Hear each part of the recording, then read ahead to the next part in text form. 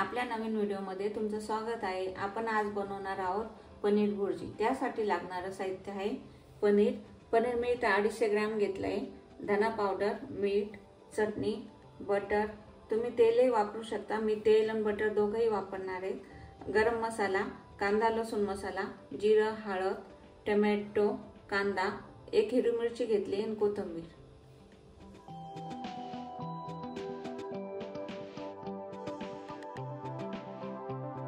आता आपण भाजीची तयारी करूया।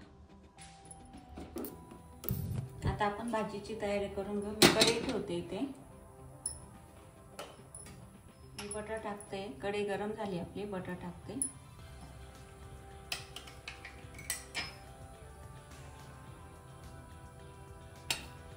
थोडं तेल पण टाकून घेते।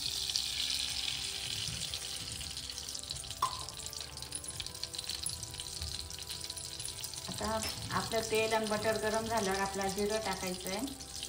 आता मी जिरं टाकते।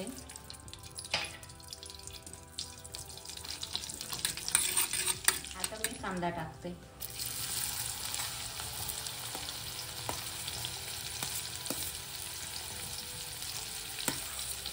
आता कांदा लालसर होईपर्यंत आपल्याला परतून घ्यायचा आहे, मस्त फ्राय। त्याच्यात मी आता हिरवी मिरची टाकून घेते, म्हणजे कच्चेपणा राहणार नाही हिरवी मिरचीचा। आपले कांदे लालसर होत आले, पण अजून आपण 2 मिनिटं उकळू, मग टोमॅटो टाकू त्याच्यात। आपले ते कांदे झाले लालसर, आता आपण टोमॅटो टाकून।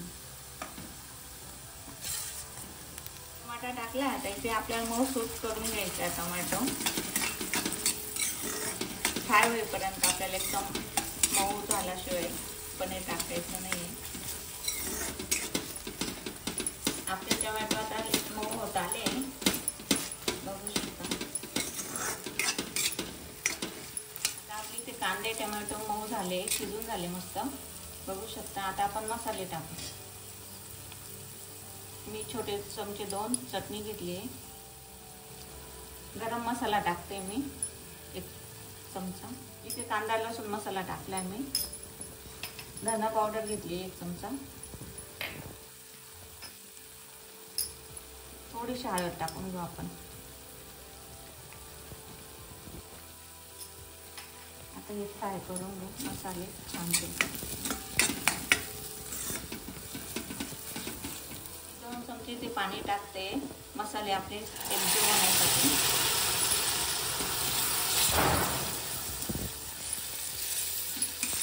पाणी टाकलं होतं ते पूर्ण आटून गेलंय आणि तेल पण सुटलं। आता आपण पनीर टाकून घेऊ। पनीर मी इथे बाकीचं सुरून घेतलंय, बाकीचं चिरून घेतलंय।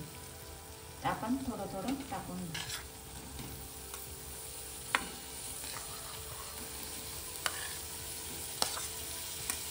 तुम्ही किसूनही घेऊ शकता किंवा पूर्ण चिरून पण घेऊ शकता।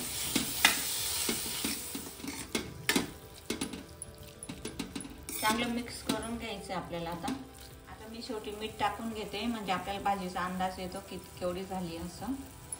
चवीनुसार टाकायचं मीठ। काढून घेऊ एकदा। बघा किती छान झाली आपली भाजी।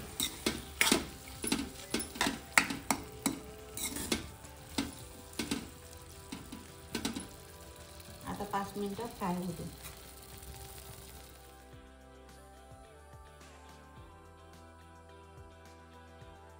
इथे आपली भाजी आता तयार झाली। किती छान कलर आलाय बघा। खूप पौष्टिक आहे पनीरची भाजी।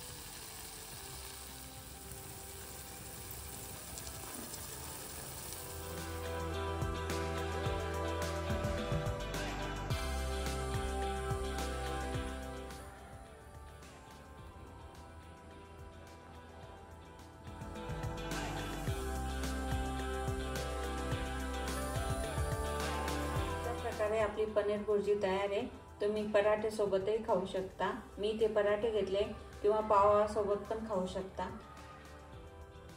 अशी आपली ही रेसिपी तयार झाली। अशा नवीन नवीन रेसिपी पाहण्यासाठी आमच्या चॅनलला फॉलो करा आणि कमेंटमध्ये नक्की सांगा की रेसिपी कशी झाली आहे। आणि आमच्या इंस्टा पेजलाही तुम्ही फॉलो करू शकता। धन्यवाद, थँक्यू।